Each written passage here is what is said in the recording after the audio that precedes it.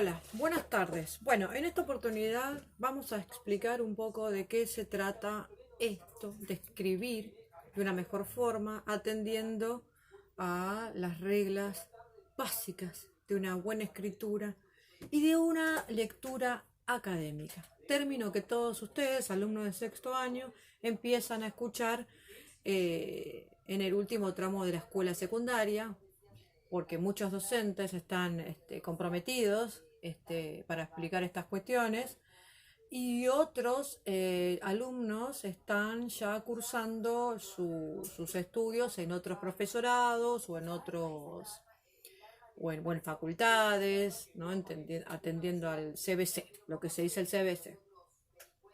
Y entonces cuando empiezan a cursar en te empiezan a transitar por estos nuevos espacios, empiezan a escuchar nuevos conceptos, nuevas teorías, nuevos nombres, nuevas bibliografías y todo aquello que venían aprendiendo en la secundaria. Muchos sienten, cuando hablamos de escritura y lectura, que no les alcanza para comprender de qué están hablando muchos de los profesores que están en institutos, facultades o profesorados. Entonces, en primera medida, lo que les tengo para decir es que lo primero que vamos a hacer, como siempre le digo a todos mis alumnos, es que vamos a dividir, digamos, este último tramo en tres partes. Vamos a dividir este tramo en una parte teórica, ¿sí? Donde vamos a tratar de revisar esas habilidades que ustedes fueron adquiriendo durante su paso por la escuela secundaria, y en cuanto a la lectura y a la escritura, en una segunda instancia vamos a tratar de apropiarnos de estos nuevos conceptos y teorías que yo les venía diciendo hace un momento. Es una tarea por ahí, a ver, es mucho más sencillo de lo que muchos piensan. Por ahí esta materia se ve en facultades y como la materia seminario, ¿sí? Es una materia afín a muchas otras carreras que por ahí no tienen nada que ver con lengua y literatura. Ustedes piensan que no tiene nada que ver con ella.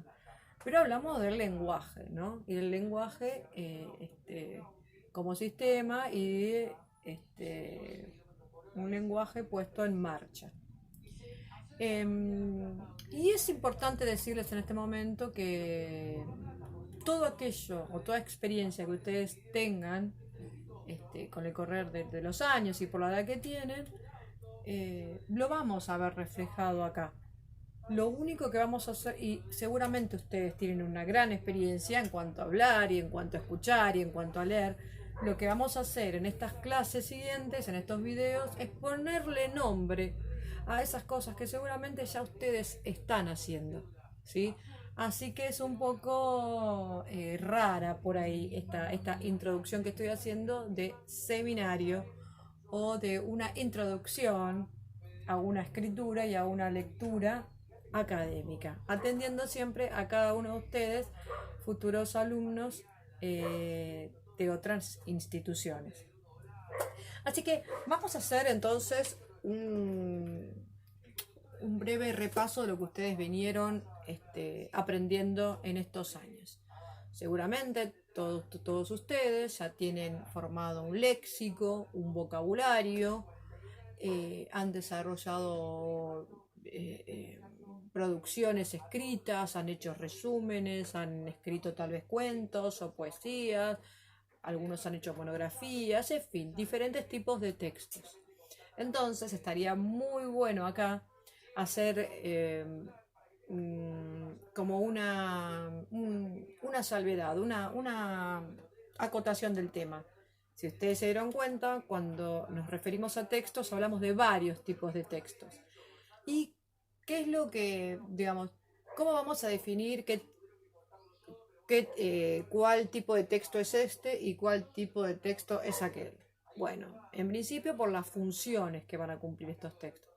Cada texto que yo he nombrado recién y que ustedes pudieron haber producido, tienen que ver con una finalidad. ¿Sí? Yo siempre les digo a mis alumnos, no, digamos, es muy raro que ustedes se encuentren a la mañana con una nota de sus madres, qué sé yo, tipo, como la mañana fría amanece en esta casa, yo te pido, querido hijo mío, que vayas y me compres yo medio kilo de pan y un pan de manteca. Es muy raro que una mamá, si se tiene que ir a trabajar y deja ese papelito para cualquiera de sus hijos, lo haga con esta estructura que responde a un texto más literario, un texto que tiene que ver con la poesía, si se quiere, donde se busca la rima, se buscan otras, tiene otra intención. Entonces, es muy necesario que tengamos en cuenta que cuando estamos hablando de texto, es una palabra muy amplia y hablamos de muchos tipos de textos y que las vamos a definir en la función que van a cumplir cada uno de ellos. Y bueno, lo primero que se van a encontrar también en otros espacios siempre es palabras, teorías y conceptos nuevos, como por ejemplo contexto. Otra palabra interesante porque el contexto lo que va a decidir también es qué tipos de textos cada uno podemos realizar.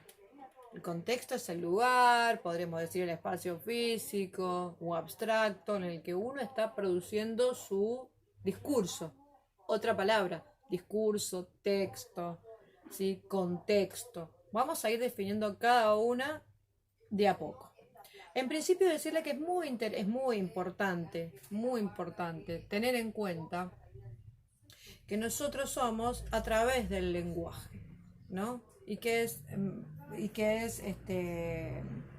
importante también conocerlo y no solamente decodificar, leer un texto y que quede ahí, sino también comprender lo que hay allí, ¿no es cierto? Y siempre hacemos una tontería, ¿no? Con mis alumnos, digamos, una frase puede estar, una oración puede estar muy bien escrita, por ejemplo,